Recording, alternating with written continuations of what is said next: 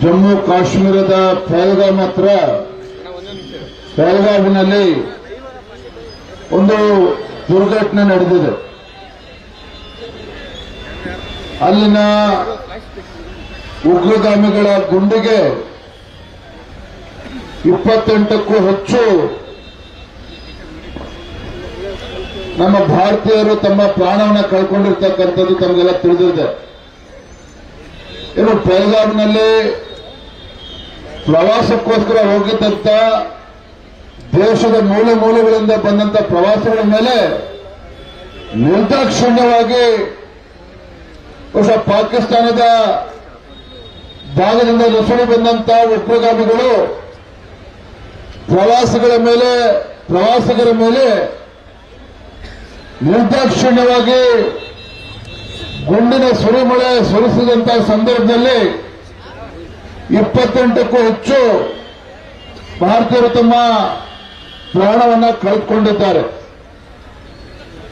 ಏನು ಜಮ್ಮು ಕಾಶ್ಮೀರದಲ್ಲಿ ಕಳೆದ ಹಲವಾರು ದಶಕಗಳಿಂದ ಜಮ್ಮು ಕಾಶ್ಮೀರ ಅಂತ ಹೇಳಿದ್ರೆ ಉಗ್ರಗಾಮಿಗಳಿಗೆ ಒಂದು ರೀತಿ ಸ್ವರ್ಗದ ತರ ಇತ್ತು. ಸ್ವರ್ಗ ಆಗಿತ್ತು ಕಾಶ್ಮೀರದಲ್ಲಿ ಉಗ್ರಗಾಮಿಗಳಿಗೆ. ಭಾರತೀಯ ಜನತಾ ಪಾರ್ಟಿ ನರೇಂದ್ರ ಮೋದಿಜಿ ನೇತೃತ್ವದ ಕೇಂದ್ರ ಸರ್ಕಾರ ಬಂದ ನಂತರದಲ್ಲಿ ಯಾವ ಕಾಶ್ಮೀರ ಉಗ್ರಗಾಮಿಗಳಿಗೆ ಒಂದು ಸ್ವರ್ಗ ತರ ಆಗಿತ್ತೋ ಅದಕ್ಕೆ ಕಾರಣ ಆಗಿದ್ದು ಆರ್ಟಿಕಲ್ 370. ಮಾನ್ಯ ಪ್ರಧಾನಮಂತ್ರಿಗಳ ನೇತೃತ್ವದಲ್ಲಿ ಗೃಹ ಸಚಿವರಾಗಿರ್ತಕ್ಕಂಥ ಅಮಿತ್ ಶಾಜಿ ಅವರ ಒಂದು ದಿಟ್ಟ ನಾಯಕತ್ವದ ಕಾರಣ ಅಲ್ಲಿದ್ದಂತ ಆರ್ಟಿಕಲ್ 370 ಬುಡ ಸಮೇತ ಕಿತ್ತಾಕ್ತಕ್ಕಂಥ ಕೆಲಸ ನರೇಂದ್ರ ಮೋದಿಜಿ ನೇತೃತ್ವದ ಭಾರತೀಯ ಜನತಾ ಪಾರ್ಟಿ ಸರ್ಕಾರ ಮಾಡಿತ್ತು.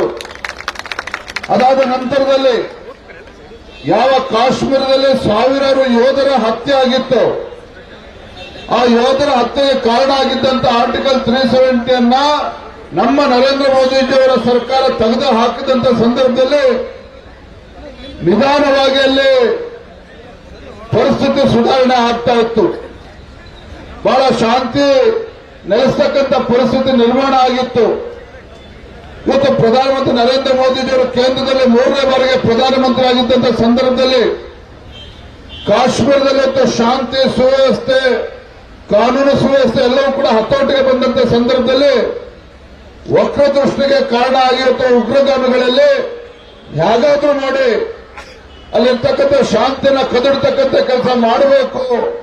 ಅದು ಯಾವುದೇ ರೀತಿ ಅಭಿವೃದ್ಧಿ ಕೆಲಸ ಕಾರ್ಯಗಳು ಆಗಬಾರ್ದು, ಯಾರೇ ಪ್ರವಾಸಿಗರು ಬರಬಾರ್ದು, ಈ ರೀತಿ ಒಂದು ದುರುದ್ದೇಶ ಇಟ್ಕೊಂಡು ಅಲ್ಲಿ ಪ್ರವಾಸಿಗಳ ಮೇಲೆ ಏನು ಗುಂಡಿನ ಸುರಿಮಳೆ ಮಾಡಿ 28ಕ್ಕೂ ಹೆಚ್ಚು ನಮ್ಮ ಭಾರತೀಯ ಪ್ರಾಣವನ್ನು ಕಳೆದುಕೊಂಡಿದ್ದಾರೆ. ನಮಗೆ ಸಂಪೂರ್ಣ ವಿಶ್ವಾಸ ಇದೆ. ಇವತ್ತು ನಮ್ಮ ಪ್ರಧಾನಮಂತ್ರಿ ನರೇಂದ್ರ ಮೋದಿಜಿಯವರು ಹಾಗೆಯೇ ಗೃಹ ಸಚಿವರಾಗಿರ್ತಕ್ಕಂಥ ಅಮಿತ್ ಶಾಜಿ ಅವರು ಏನು ಅಲ್ಲಿ ರಕ್ತದೋಕಳಿ ಆಗೋದಕ್ಕೆ ಕಾರಣೀಭೂತರಾಗಿರ್ತಕ್ಕಂಥ ಉಗ್ರಗಾಮಿಗಳನ್ನ ಅವ್ರು ಎಲ್ಲೇ ಅಡಗಿ ಕೂತಿರ್ಲಿ, ಯಾವುದೇ ಸಂಸ್ಥೆ ಇವತ್ತು ಉಗ್ರಗಾಮಿಗಳ ಸಂಸ್ಥೆಗಳಾಗಲಿ ಅವರನ್ನ ಎಲ್ಲೇ ಇದ್ರೂ ಕೂಡ ಇವತ್ತು ಹುಡುಕಿ ಆ ಒಂದು ಟೆರರಿಸ್ಟ್ ಸಂಘಟನೆಗಳೇನಿದ್ದಾವೆ ಬುಡ ಸಮೇತ ಕಿತ್ತಾಕ್ತಕ್ಕಂಥ ಕೆಲಸನ ಮಾಡ್ತಾರೆ. ಅವರನ್ನ ಸಂಪೂರ್ಣವಾಗಿ ನಾಶ ಮಾಡತಕ್ಕಂಥ ಮಟ್ಟ ಆಗ್ತಕ್ಕಂಥ ಕೆಲಸವನ್ನ ನಮ್ಮ ಪ್ರಧಾನಮಂತ್ರಿ ನರೇಂದ್ರ ಮೋದಿಜಿಯವರು ಅಮಿತ್ ಶಾಜಿಯವರು ಮಾಡ್ತಾರೆ ಅನ್ನೋ ಸಂಪೂರ್ಣ ವಿಶ್ವಾಸ ನಮಗಿದೆ. ಆದ್ರೆ ಒಂದು ಅಂಶ ನಾವು ಗಮನಿಸಬೇಕು. ಅಲ್ಲಿ ಉಗ್ರಗಾಮಿಗಳು ಗುಂಡಾಗ್ತಕ್ಕಂಥ ಸಂದರ್ಭದಲ್ಲಿ ಏನ್ ಮಾಡಿದ್ದಾರೆ ಅಂತ ಹೇಳಿದ್ರೆ ಆ ಪ್ರವಾಸಿಗರೇನಿದ್ರು ಅವ್ರ ಹತ್ರ ಹೋಗಿ ಅವ್ರು ಹಿಂದೂನ ಅಥವಾ ಇನ್ಯಾವ ಮುಸಲ್ಮಾನರು ಅಂತ ಹೇಳಿ ಹುಡುಕ್ತಕ್ಕಂಥ ಕೆಲಸ ಮಾಡಿದ್ದಾರೆ. ಅಲ್ಲಿ ಹಿಂದೂ ಹೌದು ಅಲ್ಲ ಅಂತೇಳಿ ನೋಡ್ಕೊಂಡು ಹಿಂದೂ ಅಂತೇಳಿ ಗೊತ್ತಾದ್ಮೇಲೆ ಅವನಿಗೆ ಗುಂಡನ ಹಾಸಿಬಿಟ್ಟು ಕೊಲೆ ಮಾಡ್ತಕ್ಕಂಥ ಕೆಲಸ ಮಾಡಿದ್ದಾರೆ. ನಾನು ಯಾಕೆ ಅಂಶ ಹೇಳ್ತಾ ಇದ್ದೇನೆ ಅಂತ ಹೇಳಿದ್ರೆ ಜಾತಿ ಮತ್ತೆ ವಿಷ ಬೀಜ ಬಿತ್ತಕ್ಕಂಥದ್ದು ಒಂದ್ ಕಡೆ, ನಾವೆಲ್ಲರೂ ಸಹ ಹಿಂದೂಗಳು ನಾವೆಲ್ಲರೂ ಕೂಡ ಒಂದಾಗಿರ್ಬೇಕು. ನಾವು ಹಿಂದೂಗಳೆಲ್ಲ ಕೂಡ ಒಂದಾಗಿರ್ಬೇಕು. ಇಂಥ ಏನೇ ಕಷ್ಟದ ಸಂದರ್ಭದಲ್ಲಿ, ಯಾಕಂದ್ರೆ ಇವತ್ತು ದೇಶದ ಪ್ರಧಾನಮಂತ್ರಿ ಮನಮೋಹನ್ ಸಿಂಗ್ ಎಲ್ಲ ಇವತ್ತು ದೇಶದ ಆಡಳಿತ ಚುಕ್ಕಾಣಿ ಹೊತ್ತು ಭಾರತೀಯ ಜನತಾ ಪಾರ್ಟಿ ಕೈಯಲ್ಲಿದೆ. ನರೇಂದ್ರ ಮೋದಿಜಿ ಅಂತಕ್ಕಂಥ ದಿಟ್ಟ ಪ್ರಧಾನಮಂತ್ರಿ ಇವತ್ತು ನಮ್ಮ ದೇಶದ ಪ್ರಧಾನಮಂತ್ರಿಗಳಿದ್ದಾರೆ. ಇದಕ್ಕೆಲ್ಲದಕ್ಕೂ ಕೂಡ ತಕ್ಕ ಉತ್ತರವನ್ನ ಕೊಡ್ತಕ್ಕಂಥ ಶಕ್ತಿ ನಮ್ಮ ದೇಶದ ಪ್ರಧಾನಮಂತ್ರಿ ನರೇಂದ್ರ ಮೋದಿಜಿ ಅವರಿಗಿದೆ, ಗೃಹ ಸಚಿವರಾಗಿರ್ತಕ್ಕಂಥ ಅಮಿತ್ ಶಾ ಅವರಿಗಿದೆ. ಅದನ್ನು ನಾವು ಈ ಸಂದರ್ಭ ಅರ್ಥ ಮಾಡ್ಕೋಬೇಕು ಅನ್ನೋ ಮಾತನ್ನ ಹೇಳ್ತಾ, ನಿನ್ನೆ ಏನು 28 ಜನ ಪ್ರಾಣವನ್ನ ಕಳೆದುಕೊಂಡಿದ್ದಾರೆ. ನಮ್ಮ ಕರ್ನಾಟಕದಿಂದ, ನಮ್ಮ ಶಿವಮೊಗ್ಗ ಜಿಲ್ಲೆಯಿಂದ ಮಂಜುನಾಥ್ ಪಾಪ ದಂಪತಿಗಳು ಹೋಗಿದ್ರು. ಅವರ ಪಾಪ ಮಂಜುನಾಥ್ ಕೂಡ ಅವನ ಹತ್ಯೆನೂ ಕೂಡ ಆಗಿದೆ. ಅದೇ ರೀತಿ ಬೆಂಗಳೂರಿನ ಭರತ್ ಭೂಷಣ್ ಅಂತಕ್ಕಂಥ ಅವನ ಹತ್ಯೆನೂ ಕೂಡ ಆಗಿದೆ. ಈ ರೀತಿ 28ಕ್ಕೂ ಹೆಚ್ಚು ಜನ ಪ್ರಾಣವನ್ನ ಕಳೆದುಕೊಂಡಿದ್ದಾರೆ. ಹಾಗಾಗಿ ನಾನು ಕೂಡ ಬೆಳಗ್ಗೆ ಎಲ್ರಿಗೂ ಕೂಡ ತಿಳಿಸಿದೆ, ಯಾರು ಕೂಡ ತಪ್ಪು ತಿಳ್ಕೋಬೇಡಿ. ಇವತ್ತೆಲ್ಲೂ ಕೂಡ ನಾವು ಬಿಜೆಪಿ ನಮ್ಮ ಜನಾಕ್ರೋಶ ಯಾತ್ರೆ ನಡೀತಾ ಇದೆ.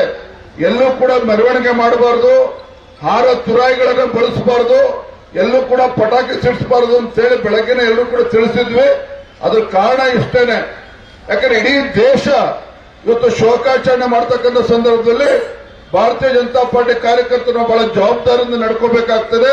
ಹಾಗಾಗಿ ನೀವು ಯಾರಿಗೂ ಕೂಡ ಹಾರ ತುರಾಯಿಗಳು ಬೇಡ ಅಂತೇಳಿ ಇವತ್ತು ಬೆಳಗ್ಗೆ ನಿಮ್ಮೆಲ್ಲರೂ ಕೂಡ ತಿಳಿಸಿರ್ತಕ್ಕಂಥದ್ದು. ಸಹಕಾರ ಕೊಟ್ಟಿರ್ತಕ್ಕಂಥ ನಮ್ಮೆಲ್ಲ ಕಾರ್ಯಕರ್ತರಿಗೆ ನಾನು ಅಭಿನಂದನೆ ಸಲ್ಲಿಸ್ತೇನೆ.